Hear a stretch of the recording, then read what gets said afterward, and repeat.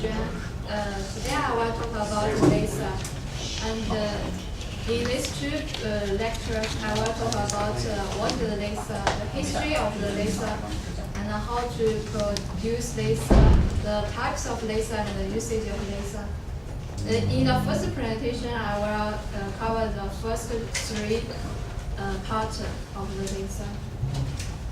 Before we talk about laser, we need to review some knowledge about light sources. Light, as we all know, light is electromagnetic radiation. According to the wavelength range, it is divided to gamma rays, alpha rays, and ultraviolet light, and visible light, infrared light, and microwave and radio. Ultraviolet light is found in sunlight and is emitted by some electrical arcs and specialized lights such as mercury lamps and black lights. It can cause chemical reaction and cause many substances to grow or flourish. The visible light is simply referred to as light. It is electromagnetic radiation is available to human eyes and be responsible for the sense of sight. And another kind of common radiation is infrared light. It is light with longer wavelengths, and most of the thermal radiation emitted by objects near zero temperature is infrared. Thermal infrared imaging is used extensively for military and civilian purposes. So what is this is a wavelength and frequency of the electromagnetic radiation. The left is a frequency, the right is a wavelength. So what is a laser? Laser is originated as acronyms of light amplification by stimulated emission of radiation. Laser is a kind of device that gives powerful light by optical amplification. Optical amplification is stimulated emission of electromagnetic radiation. I will talk about later. And the difference of laser from the other light sources is a spatial coherence. The spatial coherence means that the out beam is very narrow with limitation of diffraction. So laser is also called a pencil beam. It can be focused to very tiny spots, achieving a very high irradiance. It can be launched into beams of very lower divergence in order to concentrate their power at a large distance, like in the picture. So the lasers, the development of laser passed through a long time. At the first is the Einstein in 1970s to establish the theoretical foundation. From then it is a long time to develop the technology and the theory until in 1960 on May 16, 1960, the first functional laser was operated at the laboratory in California by the Maynard. He used a solid-state flash lamp pumped synthetic ruby crystal to produce a laser light.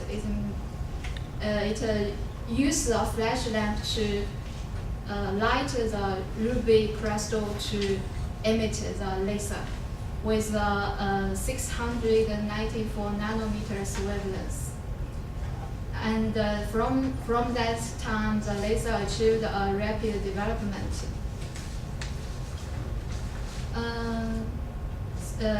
So how to the production of laser is is a principle according to this picture that it means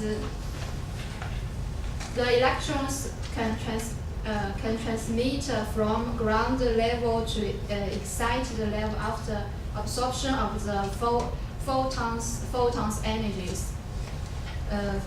For example, from E1.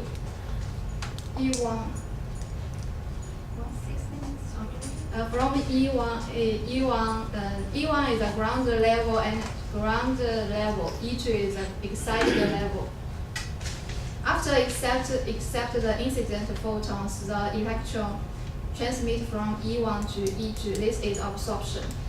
After excited, it will not stay at the excited level forever. It will return from the excited level to the ground level. From the excited level to the ground level, it will emit the photon. The photon, this is a spontaneous emission. The spontaneous emission is random, and the photons with different frequency, phase, and polarization. So the energy will decrease by each other. In 1960s, Einstein indicated that the electron from excited level to the ground level by another way. It means that in the material, in the material there are many electrons in the excited level in the E2 level. If give it an incident photon with the frequency of the E1 minus E2 minus E1 and divided by the Planck constant. So if give this frequency incident photon, it will result the electron in the E2 to return to E1 with a high speed and with the same frequency and phase. So it means if there is an electron in the excited level, give it such frequency photon, it will return from E2 to E1 and to emit a photon with the same frequency as the incident photon. So it will produce two photons with the same phase and frequency. And the two photons will result in other two electrons in the E2 to return to the E1. The process is again and again. So it means the optical amplification. After the amplification, the light will be amplified. So it will produce a laser. So today we talk about the laser, what is laser history, and the principle of the laser's production. Next week next presentation I will talk about the types of laser and the usage of laser. So is there a question?